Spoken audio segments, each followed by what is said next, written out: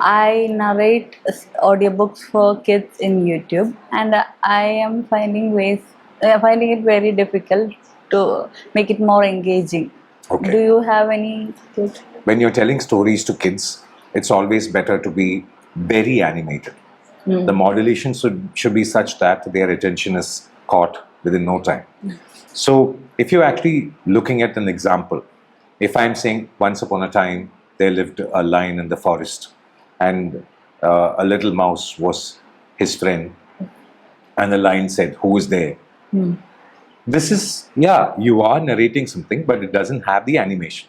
Now, when it is for kids or when it is for adults, then probably we use a basic modulation and we say, once upon a time, there was a lion and its friend was a little rat or mouse. And the lion said, "Who is there?"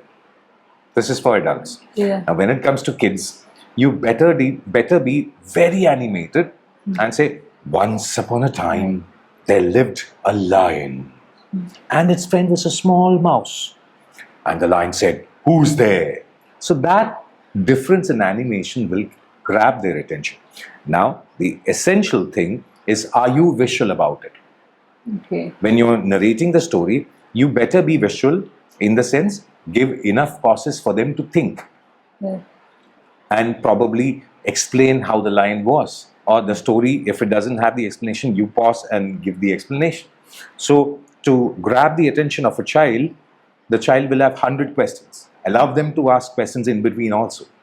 So narration will get more animated. Yeah, I can tell you that. And then again, and the lion said, "Who is there?" So that difference you can bring in. So the narrator is different, the lion is different, the mouse is different, and the modulation also should be animated. That makes it more interesting. Okay. What's your secret to adapting easily to any field that you choose to be in? It's the toughest question probably I've faced since the series of interviews started. Adapting to what I'm doing, actually I'm doing something which I like. So I don't need to adapt at all. We adapt when... Every field. Yeah, these are fields of my interest, and that's why I'm easy to go with it. Adaptation happens when the situations are adverse, the stimulus you get cannot be coped up with, then you adapt. I'm not adapting. I'm just enjoying what I'm doing. That makes it more interesting, where life takes me places. Okay. So if you actually look at civil engineering, now Vastu or Kshetra Vastu or Graha Vastu, all those things, the age-old techniques, what we used, that really interests me. The way things are worked out in how to construct a building, maybe a bridge, maybe an airport, maybe a railway station, all these things. As we studied, it was very visual. I really liked it. Now, the time I moved from that to, say, television, I'm presenting, I'm doing quiz shows, I'm doing serials, I'm doing dubbing. It's a part of the histrionics which I really like. So I'm not adapting, I'm just enjoying it. Now, from there, I started radio, where it was a new field. That novelty pulled me, and I really loved the way radio worked in my life for about 14, 15 years. Now, from there to voiceovers, where I was dealing with people, I went into psychology, which was very interesting subject.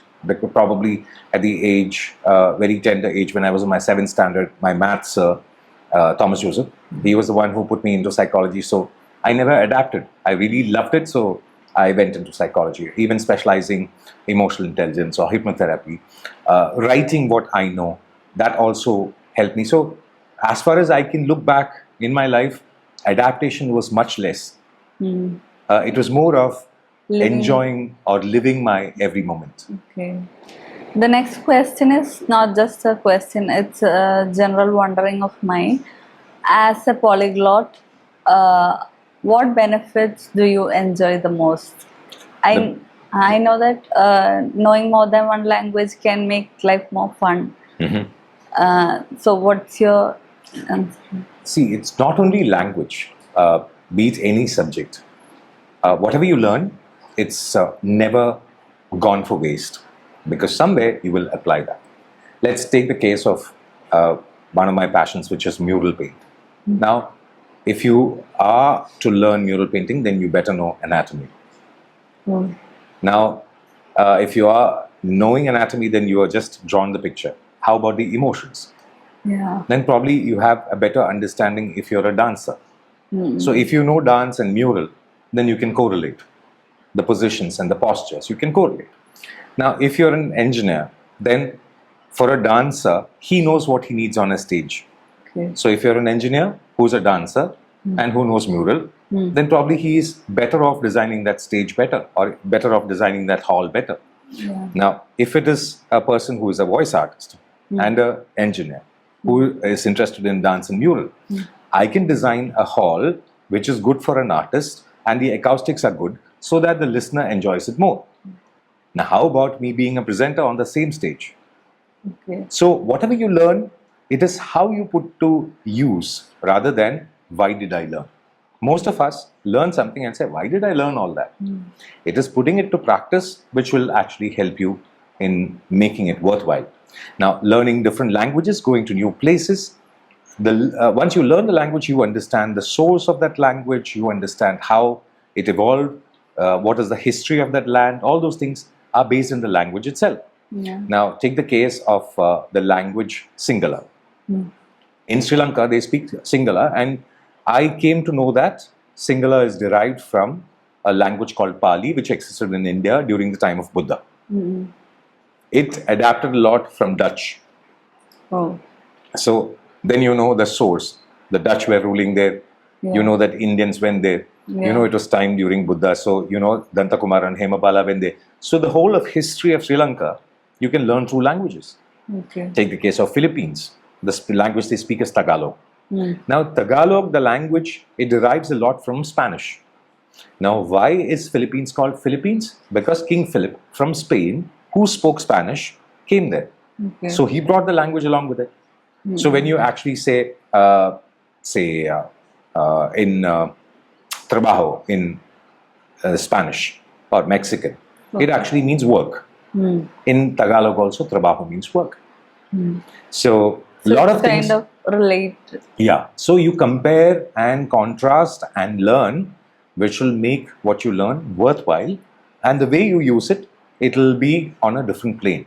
It will help you understand a lot of stuff. So being multilingual, being a polyglot, there is nothing wrong. It is knowing how to use it. Say you have a scissor, you have a hammer, you have a plier, maybe a spanner. How to use it, if you don't know that, these are just dead weight. Yeah. If you're a mechanic, yeah, you will put them to use. So it's pretty cool. So I'm more of a life mechanic.